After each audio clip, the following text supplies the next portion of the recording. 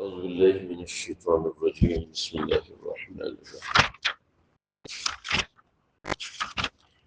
7ویں پارے سے آج ہماری تراویح کا آغاز ہوا تھا اور سورہ مائدہ ہماری چل رہی تھی۔ سورہ مائدہ میں اللہ رب العزت نے عیسائیوں کا خاص طور پہ تذکرہ کیا ہے، اور مائدہ کا معاملہ ہی چونکہ حضرت عیسیٰ علیہ السلام کے متبعین کے ساتھ ہوا تھا، تو اس وجہ سے خاص طور پر سورہ مائدہ کے اندر عیسائیوں کا خصوصاً ذکر ہے۔ ان میں کچھ ایسے ربی اور رہبان ایسے تھے جو کہ نبی علیہ السلام پر ایمان لے کے آئے تھے، انہوں نے قرآن سنا تھا۔ وَإِذَا سَمِعُوا مَا أُنزِلَ إِلَى الرَّسُولِ تَرَىٰ أَعْيُنَهُمْ تَفِيضُ مِنَ الدَّمْعِ مِمَّا عَرَفُوا مِنَ الْحَقِّ، کہ ان کی آنکھیں آنسوؤں سے لبریز تھی کہ وہ حق کو پہچان گئے تھے، اور پھر انہوں نے ایمان بھی قبول کیا۔ پھر اس کے بعد یہاں پر دوبارہ اللہ رب العزت نے ایک بڑا اہم پاکیزگی، حرمت اور حلت کے بارے میں حکم نازل فرمایا۔ لا تحرموا طیبات ما احل اللہ لکم ولا تعتدوا، اگر اللہ نے کوئی چیز تمہارے لیے حلال کی ہے تو اس حلال چیز کو اپنے اوپر حرام نہ کرو۔ بہت اہم موضوع ہے اور بہت اہم چیز ہے۔ یہ اتنی اہم بات ہے کہ جس چیز کو شریعت نے حلال قرار دیا ہے، اگر آپ اس کو اپنے اوپر حرام کر لیتے ہیں تو یہ آپ غلط کرتے ہیں، یہ آپ نے بالکل غلط کیا۔ بھلے سے آپ اس چیز کو استعمال نہ کریں لیکن آپ اس کو حرام قرار نہ دیں۔ یہ بہت غلط ترین بات ہے کہ ایک حلال چیز آپ کو پسند نہیں ہے لیکن آپ نے اپنے اوپر حرام کر لی۔ جیسے انسان قسم کھا لے کہ میری بیوی مجھ پر حرام ہے، جیسے انسان قسم کھا لے کہ فلاں کھانے کی چیز مجھ پر حرام ہے۔ اللہ نے سورہ تحریم قرآن میں اس کے اوپر باقاعدہ نازل کی ہے۔ ایک مرتبہ نبی علیہ السلام نے شہد کھایا تو ازواج مطہرات میں سے دو نے کہا کہ شہد کے اندر فلاں چیز کی سمیل تھی تو آپ کے منہ سے اس چیز کی سمیل آ رہی ہے، تو آپ نے قسم کھا لی کہ میں آج کے بعد شہد نہیں کھاؤں گا۔ تو اللہ رب العزت نے قرآن اتارا، لِمَ تُحَرِّمُ یا ایھا النبی لِمَ تُحَرِّمُ ما احل اللہ لک تبتغی مرضات ازواجک، اے پیغمبر حلال کو اپنے اوپر حرام کیوں کرتے ہیں؟ یہ بہت اہم نظریاتی بحث ہے، اور ایسے ہی حرام چیز کو اپنے اوپر حلال کر دینا یہ بھی ایسے ہے۔ پھر اسی طرح آگے تفصیل ہے قسموں کے بارے میں کہ لا یؤاخذکم اللہ باللغو فی ایمانکم، قسم کی 3 قسمیں ہیں، یمین لغو ہے، یمین منعقدہ ہے، یمین غموس ہے۔ ان تینوں قسم کی قسموں کے احکام ہیں۔ فضول قسم کی قسم کھانا، جیسے قسم سے یار وہ بندہ نہیں ملا مجھے، قسم سے یہ چیز مجھے اتنے کی ملے، یہ یمین لغو ہے۔ اگر جائز سچی قسم کھائی ہے تو یمین لغو ہے، جھوٹی قسم کھائی ہے تو جھوٹ کا گناہ بھی ہے اور یمین الزور بھی ہے اور بڑا بڑا گناہ بھی ہے۔ یمین منعقدہ یہ ہوتی ہے کہ کوئی انسان کہے کہ آج کے بعد میں فلاں کام نہیں کروں گا اور پھر وہ کر لے تو یہ یمین منعقدہ قسم کے الفاظ کے ساتھ تفصیلی احکامات ہیں۔ اس کے بعد اللہ رب العزت نے ایمان والوں کو دوبارہ انما الخمر والمیسر والانصاب والازلام رجس من عمل الشیطان فاجتنبوه، شراب اور ان سب چیزوں سے حرام کیا۔ شراب اور یہ سب چیزیں، جوا اور قمار، ان چیزوں کو اللہ نے حرام قرار دیا، اور اس کی وجہ بتائی کہ یہ وہ چیزیں ہیں کہ جو تمہیں شیطان کے پیچھے لگا دیتی ہیں۔ انما یرید الشیطان ان یوقع بینکم العداوۃ والبغضاء فی الخمر والمیسر، جہاں بھی جوا ہوتا ہے لڑائیاں ہوتی ہیں، قتل ہوتے ہیں، بڑے بڑے قتل ہو جاتے ہیں جہاں کہیں جوا ہوتا ہے، اور جہاں کہیں شراب کی کثرت ہوتی ہے، چاہے کتنے پرامن علاقے ہوں۔ وہ لوگ جو کہ مغربی ممالک میں رہ کے آئے ہیں ان سے پوچھ لیجئے کہ جمعے ہفتے کو اور اتوار کو راتوں میں وہاں پر جو نائٹ لائف ہے وہ کیسی ہوتی ہے، وہ بڑے اچھے سے آپ کو بتا دیں گے۔ بچیوں کا باہر نکلنا بڑا مشکل ہو جاتا ہے وغیرہ وغیرہ۔ اس کے بعد اللہ رب العزت نے احرام کے احکامات کو بیان کیا، اور احرام کے احکامات میں جو آزمائشیں ہیں ان کو اللہ رب العزت نے ذکر کیا۔ جو احکام ہیں کہ احرام کی حالت میں شکار کرنا منع ہے، या अय्युहल्लज़ीना आमनू ला यब्लुवन्नकुमुल्लाहु बिशैइन मिन अस्सैद तनालुहु अयदीकुम व रिमाहुकुम लियअलमल्लाह। फिर उसके बाद आगे बताया आसानी क्या है, उहिल्ला लकुम सैदुल बहर, जो जो एहराम बांध के समुंदर के रास्ते से आते हैं तो उनके लिए समंदरी जो शिकार है वो हलाल है, मगर ज़मीनी शिकार उनके लिए हलाल नहीं है। और फिर बहुत सारे अहकामात हैं कि जअलल्लाहुल कअबतल बैतल हराम क़ियामन लिन्नासि वश्शहरल हराम वल हदिय वल क़लाइद। काबतुल्लाह के अहकामात हैं जिनका ताल्लुक हज के मुतालिक है, एहराम के मुतालिक है, उनका जिक्र किया। और मा अला रसूल इल्लल बलाग, और ये फरमाया कि पैगंबर के ज़िम्मे सिर्फ पहुंचाना है, अमल करना उम्मती का अपना काम है। एक सहाबी ने दौरान हज अल्लाह के नबी से पूछा, या रसूलुल्लाह क्या हर साल हम पे हज फर्ज है? तो आप खामोश हो गए। फिर दोबारा पूछा, आप फिर खामोश हो गए। फिर दोबारा पूछा, आप खामोश हो गए। 3 मरतबा पूछने के बाद उनको समझ में आ गई कि मुझे नहीं पूछना चाहिए था। अल्लाह अगर फर्ज होता तो अल्लाह के नबी खुद ही बता देते। तो फिर ये आयत नाजिल हुई कि या अय्युहल्लज़ीना आमनू ला तसअलू अन अशिया इन तुब्द लकुम तसुकुम, कि अगर तुम्हारे सामने वो चीज़ें खुल जाएं तो तुम्हारे लिए बड़ी परेशानी हो जाएगी। यानी अगर अल्लाह के नबी कह देते हज फ़र्ज है तो अब हर साल पूरी उम्मत पे हज फ़र्ज हो जाता, ये एक बड़ा मुश्किल काम हो जाता। अगर फरमाते नहीं तो फिर अल्लाह की शरीयत का एक फरीज़ा कम हो जाता जो कि उम्मत के लिए नुकसानदेह था। तो इन तुब्द लकुम तसूकुम, और भी बहुत से अहकामात इस आयत के तहत आते हैं। उसके साथ कुछ चीज़ों की हुर्मत, मा जअलल्लाहु मिन बहीरतिन वला साइबतिन वला वसीलतिन वला हामिन, ये कुछ जानवरों का अल्लाह रब्बुल इज़्ज़त ने जिक्र किया है।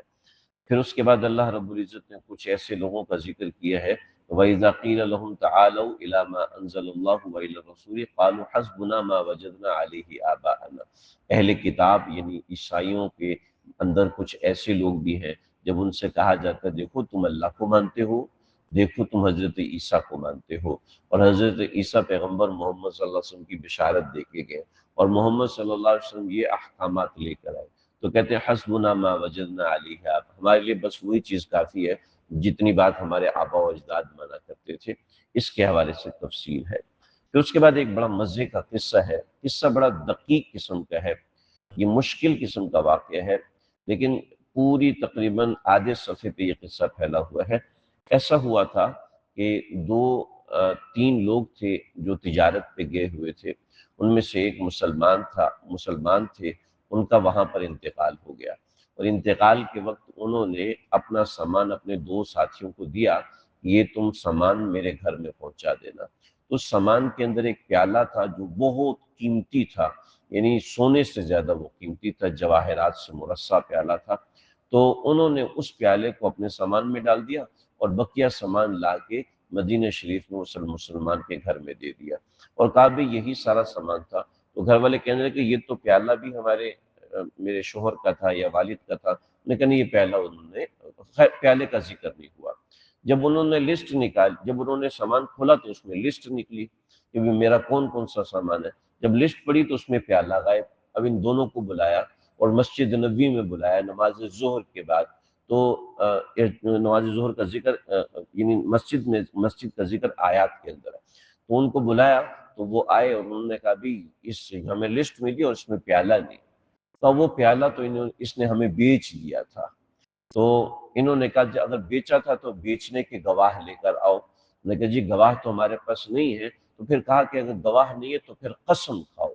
तो इस नौयत का एक वाकया पेश आया, तो उन्होंने फिर कसम नहीं खाई, और फिर उनके लिए इस नौयत का फैसला हुआ कि प्याला वापस हुआ। तो या अय्युहल्लज़ीना आमनू शहादतु बैनिकुम इज़ा हज़र अहदकुमुल मौत, कि जब तुम में से किसी के पास मौत आ जाए और फिर वो सफर में हो, ठीक है, इन अंतुम दरबतुम फिल अर्द, तुम सफर में हो, फ़असाबतकुम मुसीबतुल मौत, मौत का वक्त आ जाए, तो तहबिसूनहुमा मिन बादिस सलात, तो फिर तुम गवाह बनाओ और फिर इन लोगों को नमाज के बाद रोको और फिर उनकी गवाही लो कि ये सामान था। यानी इतने बारीक काम के हवाले से शरा ने हमें समझाया, तो और इसके हवाले से क्या चीज़ें होंगी। तो ये दरमियान में एक किस्सा मोतरज़ा आ गया। इस क़ाल अल्लाहु या ईसा इब्न मरयम उज़्कुर निअमती अलैका व अला वालिदतिक। हज़रत ईसा का जिक्र यहाँ से तफसीली है, जो जिक्र मैं पीछे तकरीबन काफ़ी तफसील से कर आया हूँ सूरह आल इमरान के अंदर। یہاں پر حضرت عیسیٰ کے متبعین نے حضرت عیسیٰ سے ایک سوال کیا جس کے نام پہ سورہ مائدہ آئی ہے، اللہم ربنا انزل علینا مائدۃ من السماء تکون لنا عیدا لاولنا وآخرنا۔ حضرت عیسیٰ علیہ السلام سے کہا کہ آپ اللہ سے دعا کیجئے کہ اللہ آسمان سے ہمارے لیے ایک دسترخوان اتارے۔ معارف میں ہے، ابن کثیر میں ہے کہ دسترخوان اترا، اور کئی کتب میں ہے کہ دسترخوان نہیں اترا۔ حضرت عیسیٰ نے دعا کی لیکن پھر غصے ہو گئے کہ تم لوگوں نے غلط دعا کروائی ہے، پھر دعا کی اور دسترخوان نہیں اترا، واپس چلا گیا۔ مگر راجع یہ ہے کہ دسترخوان اترا، جس میں ایک وقت میں 4000 سے زیادہ لوگ کھانا کھاتے تھے، اور جیسے وہ کھانا کھا کے اٹھتے تو وہ کھانا دوبارہ اس دسترخوان کے اوپر اگ آتا تھا۔ تو بنو اسرائیل کے اوپر یہ ایک دسترخوان کی نعمت نازل ہوئی تھی، اسی دسترخوان کا ذکر اس مائدہ کے اندر ہے۔ مائدہ عربی میں دسترخوان کو کہتے ہیں، خالی دسترخوان جس پہ کھانا نہ رکھا ہو اس کو کہتے ہیں سفرہ، اور وہ دسترخوان جس پہ کھانا رکھا ہو اس سفرہ کو کہتے ہیں مائدہ۔ تو یہ مائدہ، سورہ مائدہ اسی قصے کی مناسبت سے نازل ہوئی ہے۔ اس کے بعد سورۃ الانعام، بڑی عظیم الشان صورت ہے۔ یہ وہ صورت ہے کہ جو طوال مفصل میں سے ہے۔ طوال مفصل کا مطلب ہے وہ صورتیں جو کہ 200 آیتوں سے بڑی۔ اب یہ 200 آیت سے تو بڑی نہیں ہے، ٹھیک ہے، اس میں 200 آیتیں نہیں ہیں، تقریباً 65 آیات ہیں، مگر یہ 165 آیات ہے۔ لیکن کیا ہے، یہ 165 آیات اتنی طویل ہے کہ وہ عام طور پہ دوسری صورتوں کی 200 آیات سے بھی اوپر چلی جاتی ہیں، تو ان کو طوال مفصل میں شامل کیا۔ اب یہ طوال مفصل صورت ہے، اور یہ وہ واحد صورت ہے جو طوال مفصل میں سے بھی ہے اور یک بارگی نازل، یعنی ایک ہی بار آسمان سے نازل ہوئی ہے۔ اور اس کے ساتھ مزید یہ کہ روایتوں میں آتا ہے کہ 70,000 فرشتے اس صورت کو لے کر آئے، اور ایک ہی بار اس صورت کو ایک ہی بار وہ یہ صورت کو اللہ کے نبی پہ نازل کیا۔ یہ بھی روایتوں میں آتا ہے کہ اللہ رب العزت جب قیامت کے دن نبی علیہ الصلوۃ والسلام سے فرمائیں گے کہ اے پیغمبر قرآن کی تلاوت کرو، تو آپ سورہ رحمان کی تلاوت فرمائیں گے۔ پھر حضرت داؤد علیہ السلام سے کہیں گے تو حضرت داؤد بھی قرآن مجید کی کچھ آیات کی تلاوت کریں گے۔ پھر اللہ رب العزت خود قرآن کی تلاوت فرمائیں گے اور اس سورت کی تلاوت فرمائیں گے، سورۃ الانعام جو آج ہم نے پڑھی ہے۔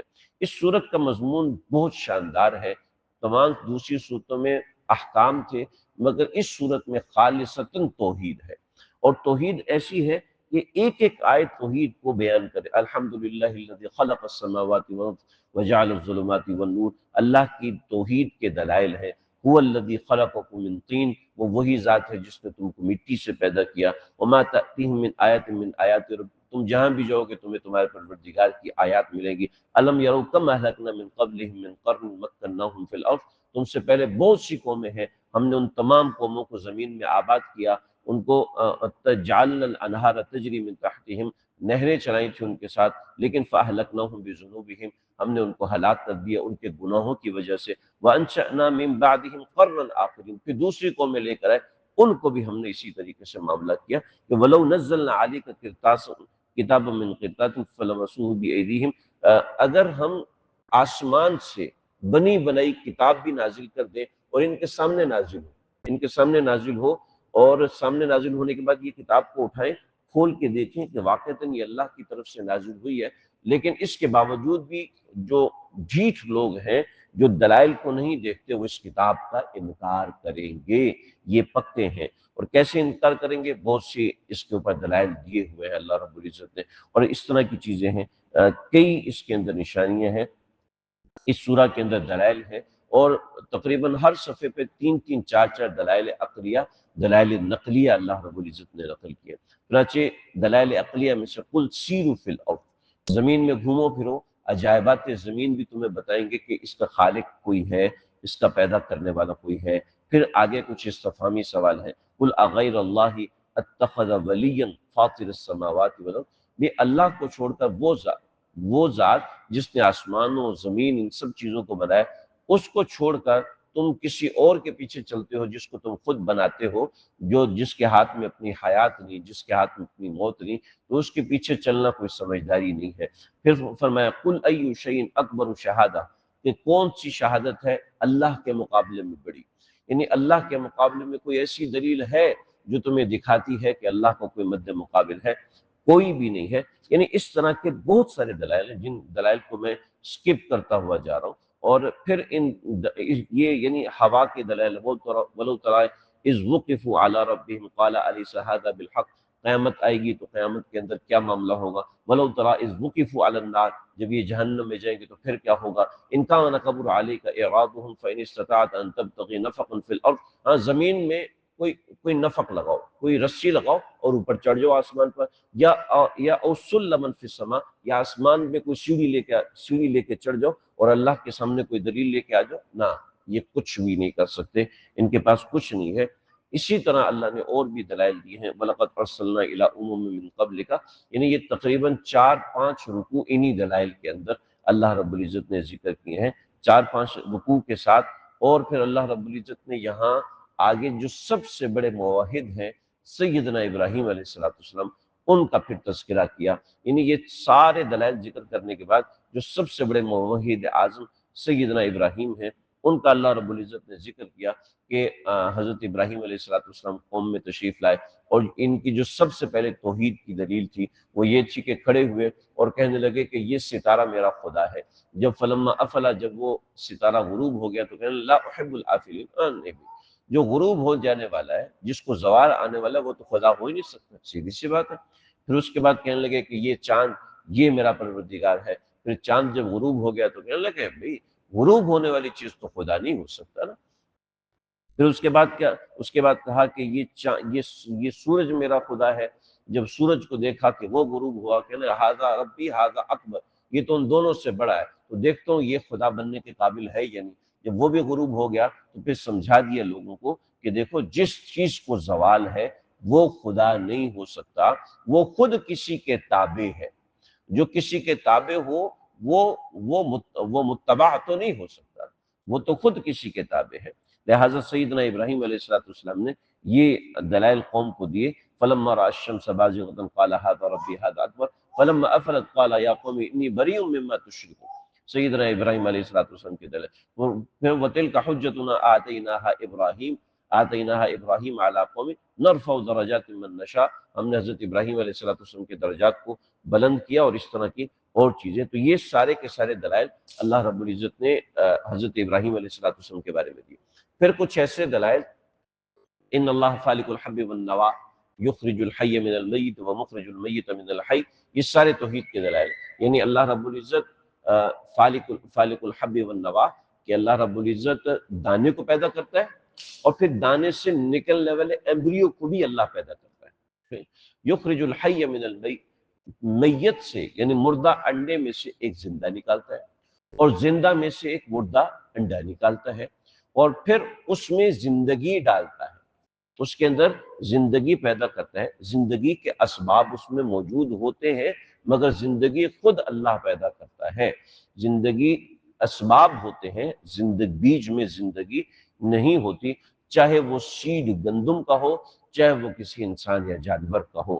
لا تدرکہ الابصار وہو یدرک الابصار وہو اللطیف الخبیر، اللہ رب العزت کی صفات یہ اس سورہ کے اندر مکمل چل رہے ہیں۔ ولو اننا نزلنا سے 8واں پارہ شروع ہو جاتا ہے، وہاں پر بھی اللہ رب العزت کی صفات خاصہ، یعنی یہ سورۃ الانعام ہے، اس کے اندر اہل کفر کی بے وقوفیوں کا ذکر ہے، اور اس کے ساتھ ساتھ توحید کے دلائل کافی کثرت سے ہیں۔ اہل کفر کی بدتمیزیاں یا بے وقوفیاں، ان کا ذکر ولو اننا نزلنا یہاں سے شروع ہوتا ہے۔ انشاءاللہ اس کو 8ویں پارے کو انشاءاللہ کل شروع کریں گے۔ اللہ تعالیٰ سمجھنے کے عمل کرنے کی توفیق۔ صلی اللہ علیہ وسلم۔